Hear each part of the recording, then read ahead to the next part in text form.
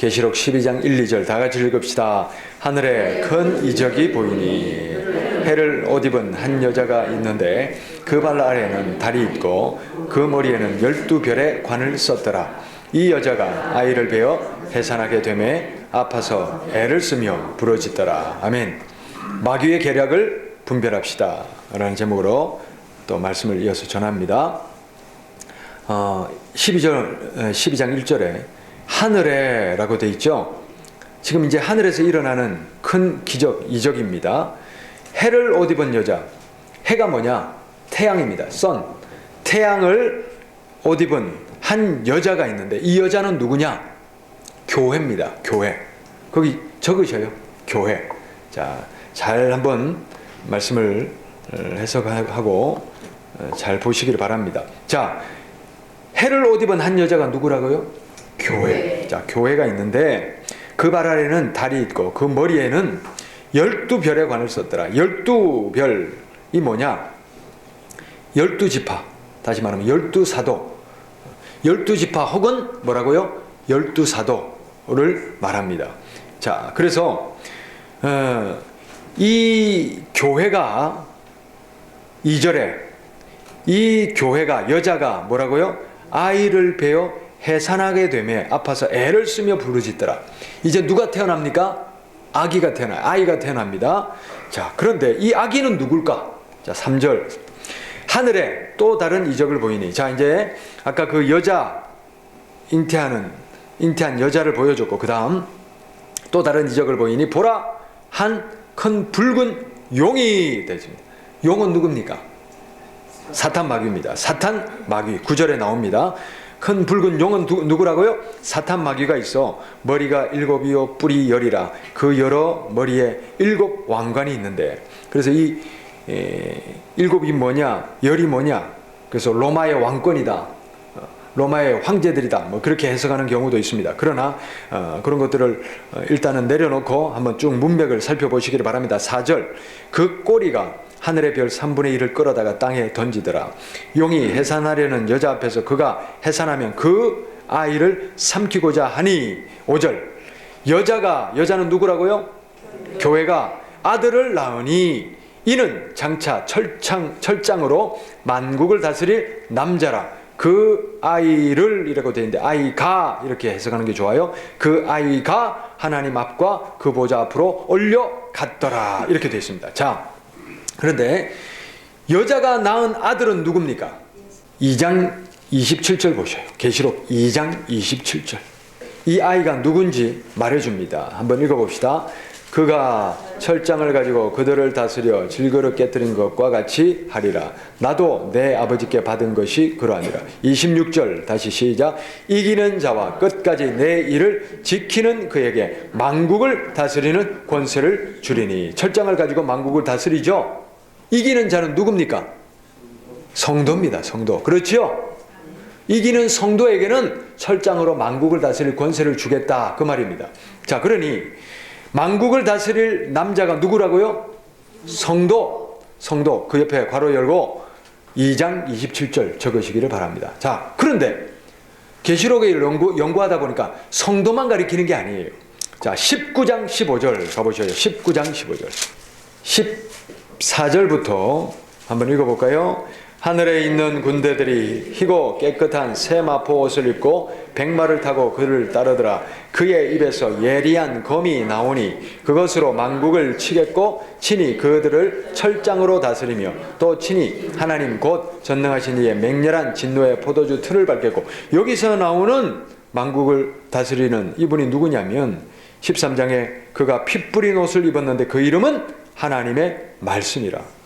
11절에 또 내가 하늘이 열린 것을 보니 보라 백마와 그것을 탄 자가 있으니 그 이름은 충신과 진실이라. 이분이 누굴까요? 예수님. 예, 예수님입니다. 그래서 12장 5절에 있는 철장으로 만국을 다스릴 남자, 여자가 낳은 아들을 두 가지로 해석이 됩니다. 하나는 뭐라고요? 성도. 2장 27절.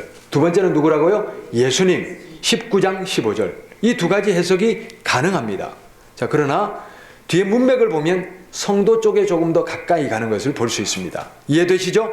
자, 돌아갑니다. 12장 6절 말씀. 12장 6절 말씀. 자, 여기서 아주 중요한 메시지가 나오는데, 그 여자가 누구라고요? 교회가 어디로 도망갔다고요? 광야로 도망가며 거기서 1260일 동안 그를이라고 되어 있는데 그녀를입니다. 원래는 그 교회를 이 뜻입니다. 아시겠죠? 교회를 양육하기 위하여 하나님께서 예비하신 곳이 있더라, 이렇게 되어 있습니다. 광야, 다시 말하면 어디라고요? 사막이죠. 광야로, 교회가 광야로 갔다, 이 말이 무슨 말일까요? 우리가 쉽게 생각하면 그렇습니다. 로마 시대 때 교회가 크게 핍박당해서 교회가 어디로 갔습니까? 카타코미니 이런 데 다 광야로 도망을 갔죠. 그런 것처럼 환난을 당하는 장소, 환난의 장소를 의미합니다. 첫 번째는 뭐라고요? 환난의 장소. 그러나 환난의 장소만 아닙니다. 자, 6절에서 뭐라고 되어 있습니까? 광야에서 어떻게 한다? 하나님이 그를 양육한다, 이렇게 되어 있죠. 환난의 장소인데 그 장소가 어떤 장소냐면 거룩한 연단의 장소가 됩니다. 뭐라고요? 거룩한 연단의 장소. 다시 말하면 양육의 장소, 훈련의 장소가 됩니다. 자, 이게 아주 중요한 의미입니다. 우리 초대 교회도 보면 교회가 복음이 성령이 임하시면 너희가 권능을 받고 예루살렘과 온 유대와 사마리아와 땅끝까지 이르러 내 증인이 되리라 말씀하셨죠. 근데 복음이 땅끝까지 나가서 증인이 돼야 되는데 복음이 예루살렘에만 머물러 있으니까 사도행전 8장 2절에 보니까 하나님께서 박해를 통하여 교회를 흩으시죠. 흩으셔서 그 복음이 어디로 나갑니까? 사방으로 이제 퍼지게 만드십니다. 이 환난이라는 것은 우리가 고난당하고 어려움을 당하고 하는 이 어려움과 고난도 되지만 이 고난과 어려움이 때로는 우리를 양육하는, 훈련하는, 거룩하게 만드는 장소가 연단이 된다는 거예요. 그래서 구약의 이스라엘 백성들을 보면 구약의 마지막 예언자들의 호세아서나 이런데 어떤 내용이 나오냐면 이 이스라엘 백성들에게 호세아가 뭐라고 호소하냐면 다시 광야로 가자. 어디로 가자고요? 광야로 가자. 이스라엘 백성들이 광야에서 그렇게 고생했잖아요. 그리고 약속의 땅에 들어왔잖아요. 잘 살고 있잖아요. 근데 왜 다시 광야로 가자고 합니까? 잘 살고 잘 먹고 잘 사는데 그게 문제가 아니라는 거예요. 그러다 보니까 누구를? 바알을 섬기는 거예요. 바알의 도취가 되는 거예요.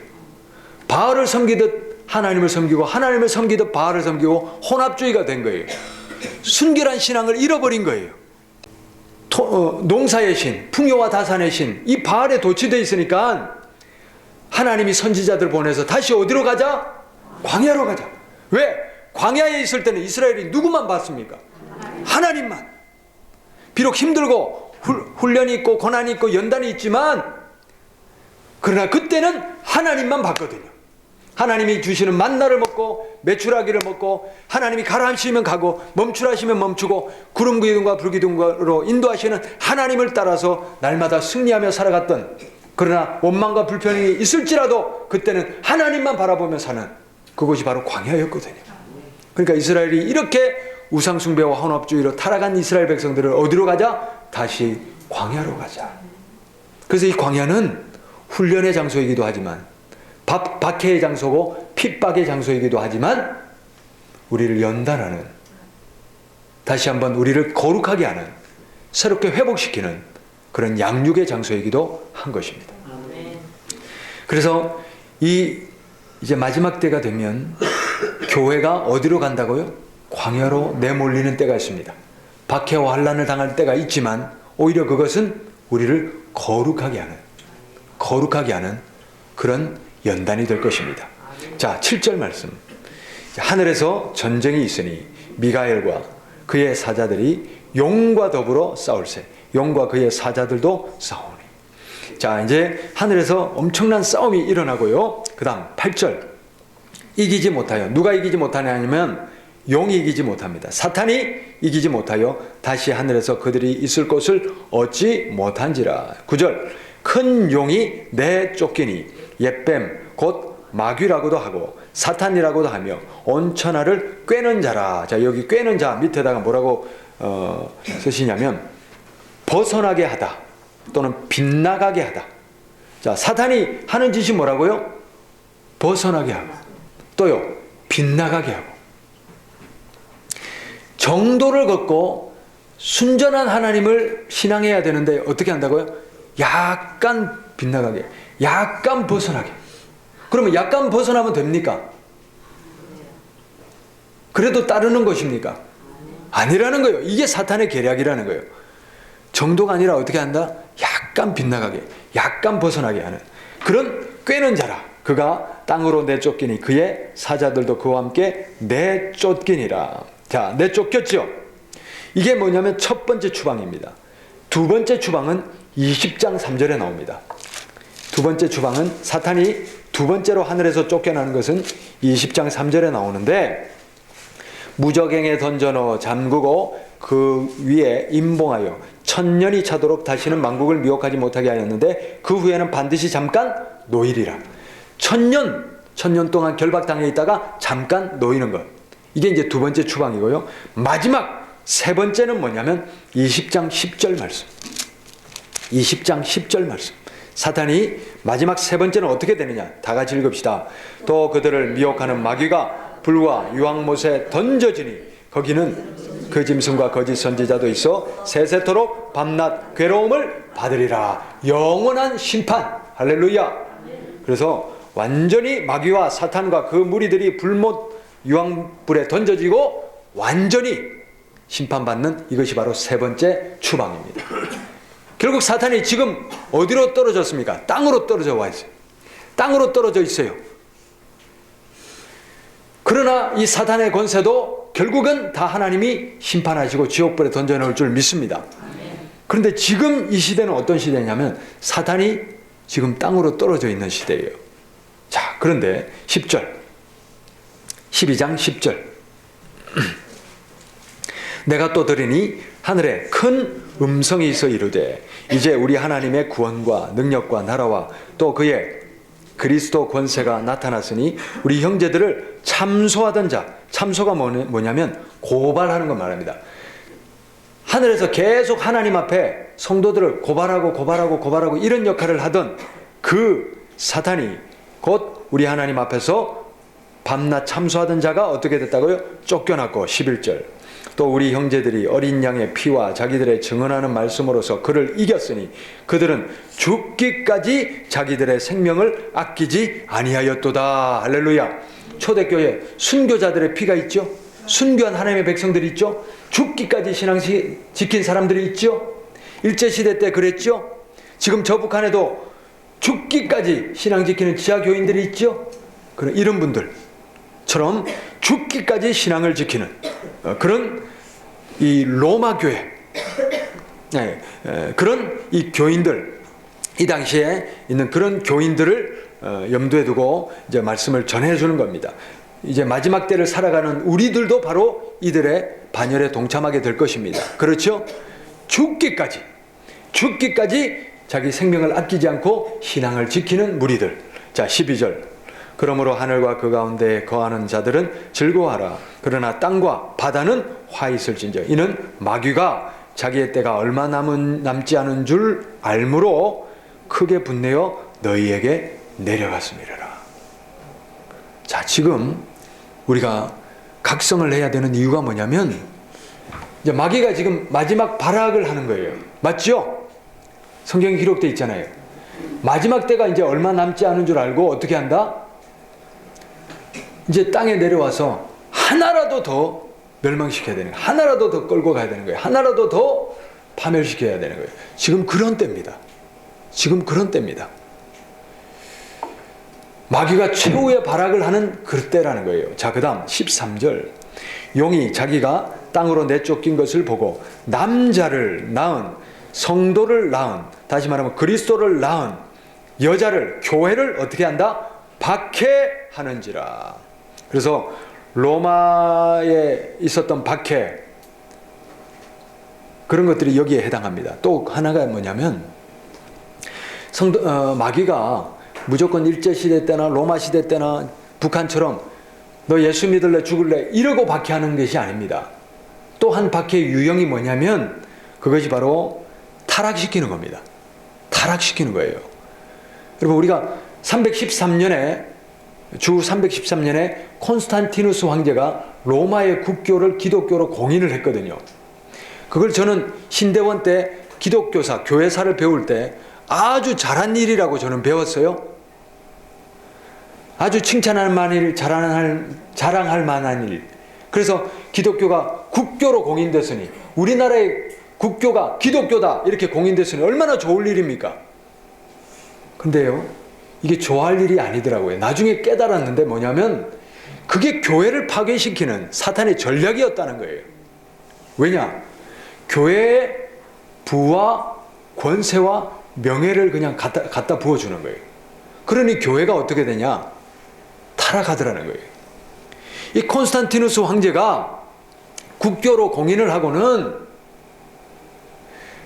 그 전에 있던 초대 교회를 어떤 제도로 만들었냐면 바실리카라는 제도로 만들었어요.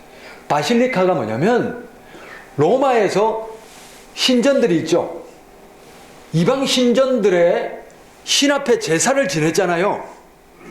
그 신전의 모양을 본떠서 교회를 그렇게 만들어 버렸어요.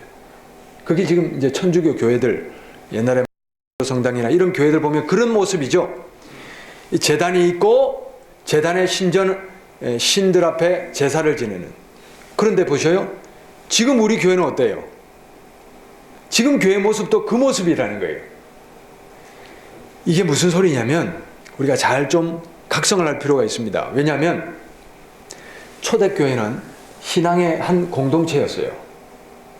그래서 함께 예배하고 함께 하나님을 찬미하고 함께 그 자리에 성령님이 임하시고 함께 또 모든 가지고 있는 것을 나누고 함께 식탁 공동체도 형성하고 이렇게 하나 되는 그런 예배였어요. 그런데 콘스탄티누스가 바실리카 이 예배당 모습을 만들면서 예배 모습이 어떻게 되어버렸냐면 성직자를 세웠어요. 제사장, 이 이방 신전에 제사를 하듯이 성직자, 교황, 사제 뭐 이런 성직자를 세우고 제사 예배는 누구만 합니까? 성직자만 하고 나머지는요 구경하는 거예요. 구경하는 거예요. 그런 예배를 만들었어요. 그리고 성직자에게 완전 특권을 줘버렸어요. 교황, 부와 권세와 왕도 저리 가라는 그 권력을 줘버렸어요. 그랬더니 교회가 완전히 타락하기 시작합니다. 부와 권세가 모이니까 교황이 타락하고 교회가 타락하기 시작합니다. 이게 바로 사단이 하는 전략입니다. 우리가 이걸 분별해야 됩니다. 그러니 목에 칼이 들어오고 박해만 온다고 이게 사단의 박해가 아니라 우리는 이 풍요와 우리가 누리는 이 모든 문명의 혜택들이 오히려 우리를 더 예수 믿기를 방해하는 박해가 될 수 있다는 것을 기억해야 됩니다. 우리 다음 세대들, 우리 자라나는 청년들, 청소년들, 어린이들이 왜 하나님을 믿기가 어려워집니까? 천국 갈 필요가 없다는 거예요. 여기가 천국이라는 거예요. 부족한 게 없다는 거예요. 왜 하나님을 왜 믿어야 되느냐는 거예요. 풍요로움이, 이 문명이 우리 아이들의 영혼에 하나님 없어도 되는 그런 영혼들을 만들어가고 있는 거예요. 그래서 우리는 이런 것들도 분별할 필요가 있습니다. 그리고 이제 마지막에는 어떻게 옵니까? 이 마지막에는 또 다시 한번 우리 교회들이 박해를 받는 시대가 올 것입니다. 왜냐하면 누가 양인지 염소인지 분별을 해야 됩니다. 누가 진짜인지 가짜인지 분별을 해야 됩니다. 그러기 위해서는 하나님이 한번 교회 박해를 일으킬 것입니다. 이게 이제 요한계시록이나 여러 가지 정황에서 예수님이 또 마태복음 24장에서도 미리 경고를 해주셨어요. 너희가 내 이름으로 환난을 당하리라. 그제야 끝이 오리라. 그래서 이런 용이 지금 내려와서 로마 교회를 박해했고, 그 다음에 교회를 타락시키고, 그 다음에 마지막 때 또 한 번 박해, 환란의 바람들을 일으킬 준비를 하고 있는 겁니다. 자, 그 다음 14절 말씀. 그 여자가 큰 독수리의 두 날개를 받아 교회가 광야, 어디로요? 광야, 자기 곳으로 날아가 거기서 뱀의 낯을 피하여 한 때와 두 때와 반 때를 양육받으며. 할렐루야. 그래서 광야로 돌아가야 되는데, 이 광야가 뭐냐? 광야가 뭐냐? 자, 조금 이따가 제가 말씀드리고요. 15절부터 17절까지 읽고 말씀을 드립니다. 15절부터 여자의 뒤에서 뱀이 그 입으로 물을 강같이 토하여 여자를 물에 떠내려가게 하려 하되. 자, 뱀이 물을 쏟아내요. 여자, 교회를 떠내려가고 교회를 죽이려고 쏟아냅니다. 16절. 땅이 여자를 도와 그 입을 벌려 용의 입에서 토한 물을 삼키니. 17절. 용이 여자에게 분노하여 돌아가서 그 여자의 남은 자손, 여자의 교회의 남은 자손, 다시 말하면 핍박받는 지금의 교회, 로마나 이 교회, 또는 앞으로 핍박받을 교회, 그 남은 자손, 성도들을 말합니다. 끝까지 믿음 지키는 성도, 남은 자손 곧 하나님의 계명을 지키며 예수의 증거를 가진 자들과 더불어 싸우려고 바다 모래 위에 서 있더라. 요한이 이 마지막 환상을 볼 때는 서 있더라지만 지금은 무슨 시대입니까? 그 사단이 교회를 공격하고 이제 지금 전쟁이 시작되는 그런 때입니다. 자, 왜 제가 이런 말씀을 드리냐? 여러분, 우리는 하나님의 역사하심을 믿지요. 하나님이 역사하십니까? 자, 그러면 사탄은 역사 안 합니까? 사탄도 역사해요. 하나님은 성도를 살려 일으키고 교회를 살려 일으키고, 하나님께서는 하나님의 자녀인 하나님의 백성들이 천국에 이룰 수 있도록 구원하는 일에 하나님의 모든 총공세를 지금 펼치고 계신 줄 믿습니다.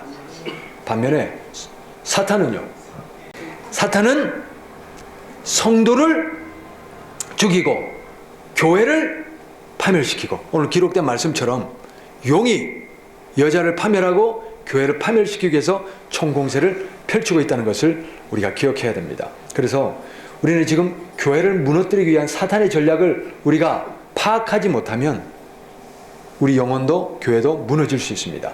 그래서 제가 오늘 몇 가지로 제시하는데, 첫 번째는 뭐냐면 목회자의 타락입니다. 우리가 목회자의 타락을 볼 수 있습니다. 성적인 타락, 물질적인 타락. 어떤 대형 네로라는 교회는 목회자가 이제 성적으로 타락하고 또 물질적으로 연루가 돼서 계속 고발 고소가 일어나고, 그러면 어떻게 됩니까? 교인들이, 성도들이 떠나가는 거예요. 너무나 지금 심각한 시대입니다. 영적으로 교회가 집중 공격을 당하고 있는 시대입니다. 우리 목회자들 깨어 있어야 되는데, 목회자가 깨어 있기 위해서는 성도들의 기도가 절대적으로 필요합니다. 기도해 주셔야 됩니다. 목회자를 위해서, 이 땅의 교회 목회자들을 위해서 기도해 주시기를 바랍니다. 자, 이런 타락뿐 아닙니다. 뭐냐면 순결한 복음을 잃어버립니다. 목회자가 순결한 복음을 잃어버리니 교회가 종교인들 집합소가 되지 예수 복음의 신앙의 구원받을 구원의 방주가 되지 못하는 거예요. 자, 무슨 소리냐면 천국 가기 위해서는 예수님이 뭐라고 외칩니까? 회개하라, 천국이 가까이 왔다. 회개의 복음이 없는 그런 교회들이 늘어나고 있습니다. 그 다음, 자기를 부인하고 자기 십자가를 지지 않고는 나를 따를 수 없다. 자기를 부인하도록 가르쳐야 되는데, 성공하십시오, 부자 되십시오, 잘 사십시오, 이런 자기를 더욱더 세워나가는 그런 쪽에 복음의 포커스가 맞춰져 있습니다. 이것은 구약시대 때 바알 종교와 마찬가지입니다. 바알 종교와 혼합된 그런 여호와 신앙, 가짜 여호와 신앙과 같은 맥락입니다. 그 다음에 뭡니까? 자기를 부인해야 됩니다. 내가 살아서는 안 됩니다. 나는 십자가에 죽어야 됩니다. 내가 죽어야 내 안에 예수님이 살아나는 겁니다. 그래야 십자가를 지라는 게 뭐예요, 여러분? 예수님이 십자가 지고 돌아가셨듯이 나도 십자가에 죽으라는 거예요. 죄와 이 육체의 욕망을 십자가에 이미 못 박았다 그랬어요. 나는 죽은 거예요. 더 이상 내 죄악이, 죄성이, 내 교만함이, 이기심이 살아나서 예수님을 끌어내리는 그런 일이 없어야 됩니다. 내가 십자가에 못 박혔다. 나는 죽고 내 안에 예수님 산다. 이 자기 부인의 신앙, 십자가 신앙이 없으면 설 수 없습니다. 회개하시고 십자가 신앙을 회복해야 됩니다. 그 다음에 또 뭡니까? 하나님과 예수님을 모셔야 돼요. 모셔야 돼요. 필요할 때만 꺼냈으면 안 돼요. 모시고 주인으로 삼고 순종하는 삶을 회복해야 됩니다. 이렇게 순결한 복음을 회복해야 교회가 광야로 가는, 광야에서 살아나는, 하나님께서 그 교회를 양육해가는 그런 교회가 될 수 있습니다. 모든 것이 척박하고 어렵지만 그래도 순결한 복음을 회복하는 우리 교회가 될 수 있기를 바랍니다. 그 다음에 조금 전에 말씀드렸듯이 바실리카를 무너뜨려야 됩니다. 무슨 소리냐? 교회를 건물로 착각하게 만드는 이 사고를 무너뜨려야 됩니다. 그러니 교회는 건물이다, 이 사고가 있으면 건물 세우려고, 건물에 모든 투자를 하려고 하는 그런 교회들이 늘어나게 됩니다. 그러나 건물은 건물일 뿐입니다. 편리하게 모이기 위한 장소일 뿐입니다. 교회는 우리 성도 한 사람 한 사람입니다. 우리가 교회입니다. 그러므로 성도를 살려내고 양육하고 성도가 하나님을 만나게 하고 성령의 충만함으로 말씀 붙잡고 순종하고 살아가는 일들에 집중하는 그런 교회가 돼야 됩니다. 이걸 회복하지 않으면 교회는 건물만 남고 지금의 영국 교회처럼 이게 나이트클럽으로 팔려가고 이러는 일이 일어나고 맙니다. 성도가 살아나야 됩니다. 그래서 교회 건물을 바실리카, 이 교회 건물, 이것을 교회로 착각하게 만드는 이것을 무너뜨리고 건물에 투자하는 것, 편의를 위해서는 우리가 사용할 수 있지만 이것 자체가 목적이 돼서는 안 된다. 성도가 목적이다. 구원이 목적이다. 할렐루야. 그 다음에 세 번째는 뭐냐면 사탄이 교회를 무너뜨리는 전략을 보면 성도들 간에 분열시킵니다. 고린도 교회를 보셔요. 자기 은사를 자랑하느라고 분열돼요. 나는 바울파다, 누구파다, 게바파다, 베드로파다, 또 이제 뭡니까? 아볼로파다, 이런 파당으로 분열이 돼요. 어떤 이유에서든 하나님의 공동체인 교회를 분열시키고 무너뜨리는 그런 일들이 있어서는 안 됩니다. 교회가 잘못되면 하나님이 심판하실 것입니다. 그래서 제가 이제 서울에 있는 대형 교회들도 이렇게 이제 제가 열심히 새벽 기도도 가고 또 철야 기도도 가끔씩 또 가고 이렇게 했던 이제 그런 교회들이 이렇게 분열되고 이런 모습을 보면 너무 마음이 아픈 거예요. 가슴이 철렁 내려앉는 거예요. 어떤 꼬투리를 잡아서 목사님에게 꼬투리를 잡고 또 성도들 간에 또 그런 분열을 하고 이러면서 파벌을 나누고 그런 일들이 일어나는데 어떤 이유에서든 교회를 분열시키는 것은 하나님의 방법이 절대 아닙니다. 사단이 하는 것이에요. 사단이 하는 거예요. 그래서 이 사단은 무슨 틈을 타고 들어오든 교회를 분열시키고 성도들을 무너뜨리는 게 목적입니다. 여러분, 우리 한국의 대형 교회들이 무너지잖아요. 계속해서 추정 60분이니 이 매스컴을 통해서 교회, 대형 교회들, 목회자들을 또 교회를 계속해서 비판했잖아요. 그러면서 교회들이 무너지잖아요. 자, 그런데 보셔요. 그것으로 우리 교회가 얻은 결과가 뭡니까? 교회가 뭐 거룩함을 회복했습니까? 아니면 목회자가 거룩함을 회복했습니까? 그런 목적이 아니거든요. 그런 방송을 하는 목적은 교회를 거룩하게 만들겠다. 그 목적이 아니에요. 그런 방송들로 인하여 우리의 다음 세대들이 교회를 다 떠나가 버렸어요. 청년들, 비판의식이 많은 청년들, 그런 것 한 번, 두 번 보면, 인터넷에 그런 뉴스를 보면 교회 문을, 마음의 문을 싹 닫습니다. 그리고 떠나버립니다. 우리 청년들이 떠납니다. 청소년들이 떠났습니다. 놀랍게도 교회에 남아있는 우리 어린이들, 청소년들, 청년들 프로테지가 3.9%입니다. 그 통계마다 조금씩 차이는 있지만 5%가 되지 않습니다. 우리 다음 세대들을 잃어버렸어요. 자, 이것이 과연 하나님의 방법입니까? 그것은 아닙니다. 어떤 수단을 통해서든 교회를 무너뜨리려는 어둠의 권세는 우리가 거기에 현혹당하거나 거기에 수단이 되는 도구가 되어서는 안 됩니다. 그럴 때는 오히려 교회를 위해서 더 기도해 주셔야 됩니다. 목회자의 타락을 보면서 목회자를 위해서, 교회를 위해서 더 기도하시고 하나됨을 위해서 더 우리가 애를 쓰셔야 됩니다.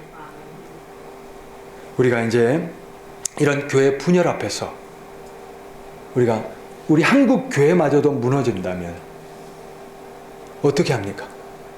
과연 이 땅에 하나님이 지금 우리 한국 교회에 희망을 걸고 계시는 이 한국 교회마저 무너지면 안 됩니다. 우리는 이 거룩함을 다시 한번 회복해야 될 줄 믿습니다. 자, 이 사탄은 이제 우리가 면역력이 떨어지면 감기가 들어오듯이 교회도 성도들도 약한 틈을 타고 파고들습니다. 그래서 이제 우리 목회자들은 자기 약점을 자각해야 됩니다. 내가 뭐에 약하다, 이성에 약하다, 물질에 약하다. 그러므로 그런 약한 점을 정확하게 알고는 의도적으로 끊어야 됩니다. 그리고 작은 죄악에도 넘어지지 말아야 됩니다. 보셔요. 성적으로 타락해서 넘어진 목사는 그 다음에도 그 성적으로 타락하면 또 연루됩니다. 왜냐하면 그 약점을 끊어내지 않기 때문입니다. 이 한 번 무너진 그 약점은 계속해서 마귀의 밥이 됩니다. 그러므로 그 문제는 확실히 끊어야 됩니다. 그 다음에 뭐냐? 교회는 철저히 다시 복음으로 또 다시 광야로 나아가야 됩니다.